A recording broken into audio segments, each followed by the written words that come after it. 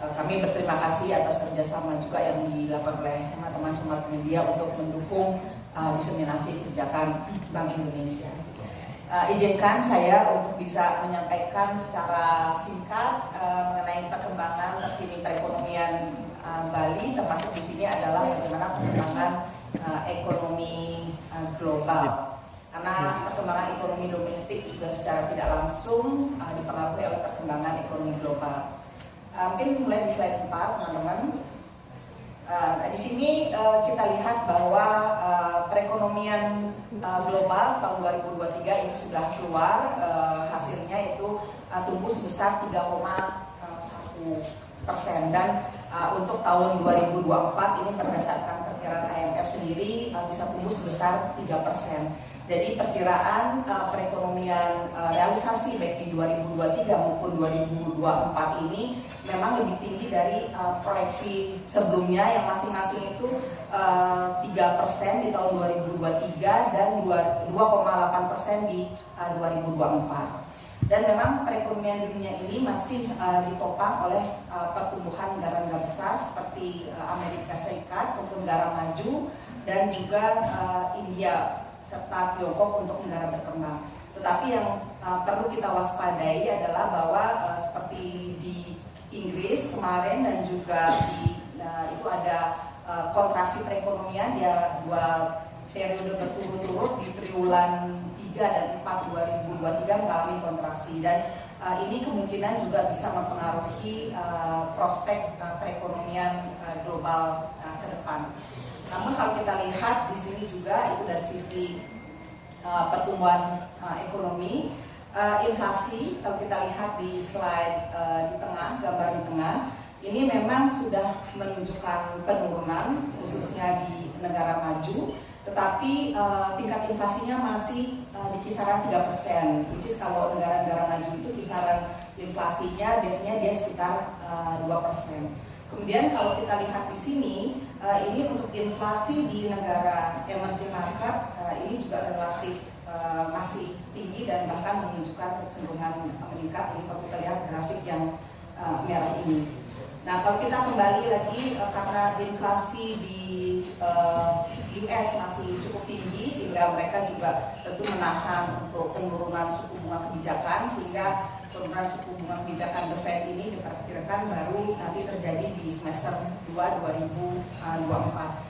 Dan karena ketidakpastian global masih tinggi, kemudian juga suku bunga The Fed-nya juga masih tertahan, sehingga ini juga menjadi faktor risiko yang istilahnya terkait dengan tekanan terhadap nilai tukar di negara-negara emerging market termasuk di Indonesia.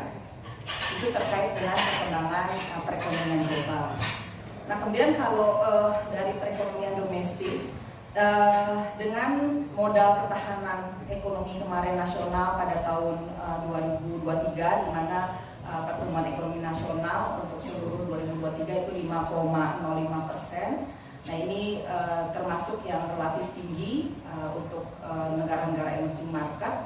Dan dari teman-teman di Departemen Kebijakan memperkirakan juga pertumbuhan ekonomi yang baik ini diperkirakan masih akan berlanjut di tahun 2024, karena ini masih didorong oleh positifnya indeks keyakinan konsumen, di mana kalau kita lihat di sini karena indeks keyakinan konsumen itu berada di nilai di atas 100, berarti masih berada di zona ekspansi. Jadi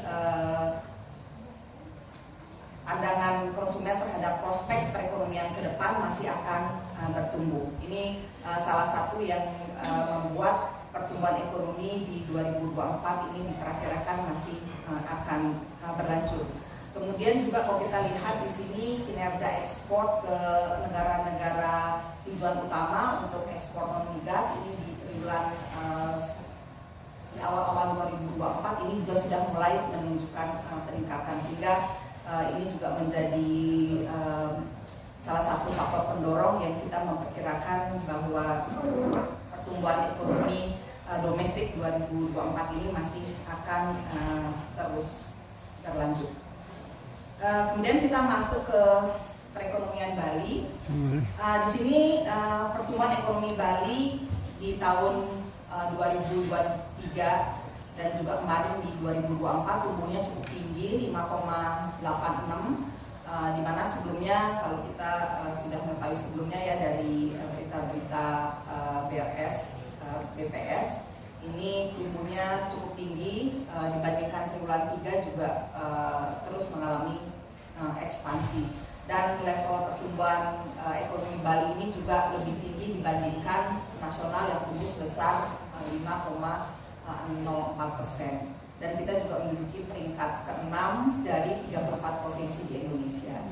Nah, kalau kita bandingkan per sektor, di sini memang sektor-sektor yang terkait dengan pariwisata seperti Akmamin, kemudian transportasi, perdagangan, ini memang yang mencatat pertumbuhan cukup tinggi.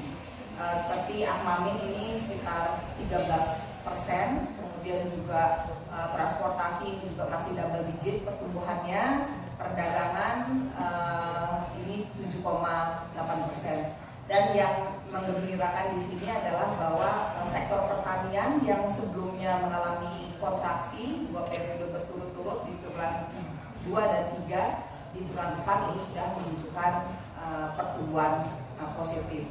Dan mudah-mudahan di tahun 2024 ini, karena kita perkirakan El Nino juga sudah akan berakhir, tentunya kita berharap sektor pertanian ini juga bisa tumbuh positif lebih lanjut di 2024.